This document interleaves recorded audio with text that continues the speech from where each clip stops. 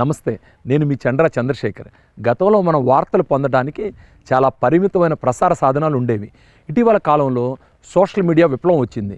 ఈ social media విప్లవం వల్ల వార్తలను మనం త్వరగా పొందగలుగుతున్నాం. ఇది చాలా శుభపరిణామం. దీంతోపాటు కొన్ని దుష్పరిణామాలు కూడా ఇందులో ఉన్నాయి. అవేంటంటే, గత కాలంలో జర్నలిస్టులు అనేవాళ్ళు ట్రైన్డ్ అయ్యి విలువలతో కూడి ఉండేవాళ్ళు.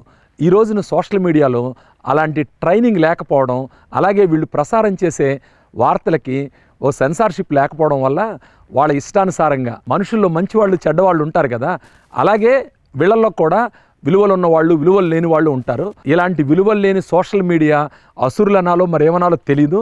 ఇలాంటి వాళ్ళు వాళ్ళ ఇష్టానుసారంగా సెలబ్రిటీలు అనే వాళ్ళని, కొంచెం సమాజంలో పేరు ప్రఖ్యాతులు ఉన్న వాళ్ళని నానా విధాలైన థంబ్నెయిల్స్ పెట్టి లేదా వాళ్ళ మీద అవాస్తవాలని అసత్యాలను ప్రసారం చేస్తూ పబ్లిక్ని కన్ఫ్యూజ్ చేస్తుంటారు.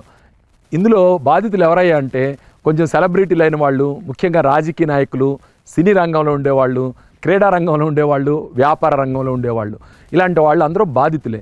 ఇలాంటి బాధితులు అయినప్పుడు మనం ఎలా రియాక్ట్ అవ్వాలి, అది ఈరోజు టాపిక్. దీనికి నేను పాటించే పద్ధతి ఏంటంటే, ప్రశ్న ఎంత అమర్యాదకరంగా ఉన్నా సరే జవాబు మాత్రం ఖచ్చితంగా మర్యాదగానే ఉండాలని. ఎందుకంటే ప్రశ్నని చరిత్ర గుర్తుపెట్టుకోదు, కానీ మన జవాబును మాత్రమే గుర్తుపెట్టుకుంటుంది.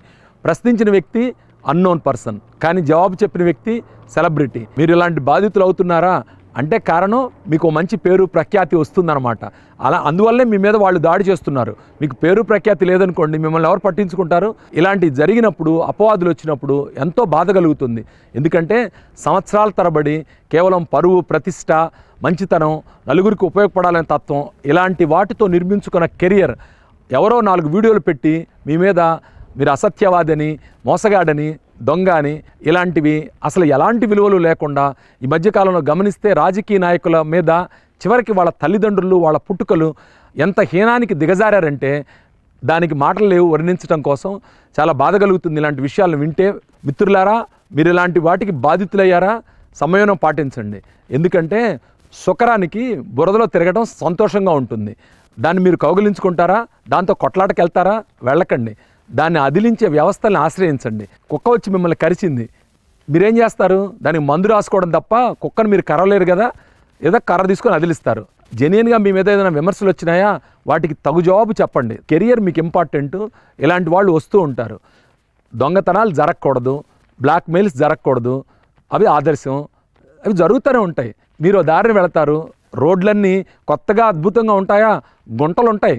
గుంటలే ఉండకూడదు, దొంగతనాలే జరగకూడదు, తేలు కుట్టకూడదు, పాము విషం చల్లకూడదు. దాని నైజం అది. అలాంటివి జరుగుతుంటాయి. ఎంతవరకు స్పందించాలో అంతవరకే స్పందించండి. ఇలాంటి వీడియోలు పెట్టిన వాళ్ళకి ఏముంది? వాళ్ళకు విలువలు ఉన్నాయంటే మీరు దాని గురించి స్పందించాలి. ఏ విలువలు లేకుండా వాళ్ళ ఇష్టానుసారంగా వాళ్ళ ఛానళ్ళ ప్రమోషన్ కోసం, లేకపోతే లైక్స్ కోసం, డబ్బుల కోసం దిగజారే వాళ్ళకి మీరు జవాబు చెప్పాల్సిన అవసరం లేదని నేను నమ్ముతున్నాను.